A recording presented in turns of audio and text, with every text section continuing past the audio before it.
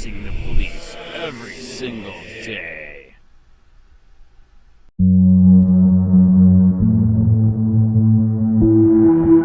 There is no question in my mind that Jeffrey Epstein took advantage of loopholes in the law to exploit women, particularly the loophole that allows the banks to get away with looking the other way when someone like Epstein is engaging in these vile practices. My team saw firsthand the names of women and young girls in these documents. And from an investigation standpoint, that's a big tell. I'm Ron Wyden, one of Oregon's United States Senators, and I'm the ranking Democrat on the Senate Finance Committee. And we decided that this was very much in our brand of saying we'll do investigations where we follow the money. With our investigations, we have a paper trail. The only people who've seen it thus far are the bipartisan staff of the Senate Finance Committee. We started looking more than 3 years ago. We were very interested, of course, in the banks because the banks have special rules, federal rules, that they are supposed to step up and protect the public when there are serious problems. And we have accounts, we have federal files, and we can look into areas that nobody has ever really thought of. I started from the proposition, it doesn't get any more serious in terms of a really god-awful offense than sex trafficking. And everywhere we turned around, we would see very affluent people. And of course, it seems that much of it started in Palm Beach and New York and a handful of neighbors where people talk. In the case of Mr. Leon Black, for example, one of the settlements really in effect says that some of the money that Mr. Black made available to Mr. Epstein was used for sex trafficking.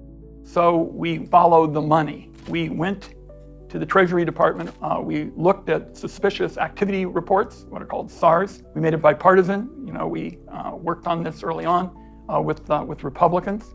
And the more we saw, the more concerned I was. And that's why most recently, we made clear that we were talking about well over 4,000 wire transfers. I knew that there'd be a lot of wire activity trying to get so much money around the world for Epstein's sex trafficking, but I never expected 4,000 wire transfers through one bank. Is $1 billion in total. We showed that this was not a kind of flashy one-off, and we assume that much of what is in those wire transfers, the details, involves activity in sex trafficking.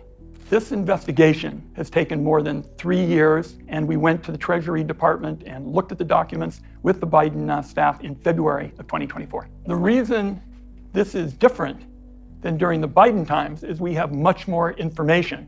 We were just in the information gathering period during the Biden administration. This was building step by step by step, collecting the evidence, examining it, making sure we knew where it was and how you would access it. And we continued to collect more information, and when we felt that it was time to respond and to particularly get the Trump people moving on an investigation, we did. Donald Trump has made some far-fetched statements over the last few months, but a stunner in the last few days was his claim that the Jeffrey Epstein matter was a hoax and a scam.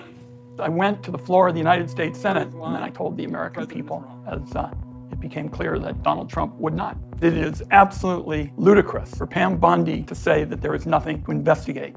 4,000 wire transfers, that is a heck of a lot of lines for possible investigation. But Trump's DOJ had no interest in spending a significant amount of time looking at those files at the Treasury Department. They didn't go to Treasury because they didn't want to face the facts. Donald Trump was president through all of this. Donald Trump knew Jeffrey Epstein. Jeffrey Epstein died in a federal prison under Donald Trump's watch. Now his attorney general is saying there's nothing to investigate. Pardon me. I continue to be very concerned about Epstein having used sanctioned Russian banks to basically spread money from sex trafficking all around the world. The next step is for the Treasury Department to make available on a bipartisan basis to the Senate Finance Committee the documents we've asked for. My own judgment is if Pam Bondi wanted to get up in the next morning or two and make these documents available to the Senate Finance Committee, she could do it. One of the most important questions that comes out of this is why were America's leading banks, a number of them, basically sleepwalking through this whole Epstein matter. They should have been watchdogging this. They should have brought to law enforcement what they believed was going on. One of the key changes I'm going to push for is writing new black letter law that makes sure that there will be civil and criminal sanctions when banks see this sort of activity and they look the other way. I've come to feel that there's some issues that aren't considered blue or red. That's the case with sex trafficking. People believe it's just plain wrong. They understand that women and young girls are getting hurt, and they want to know what happened, and they want the answers.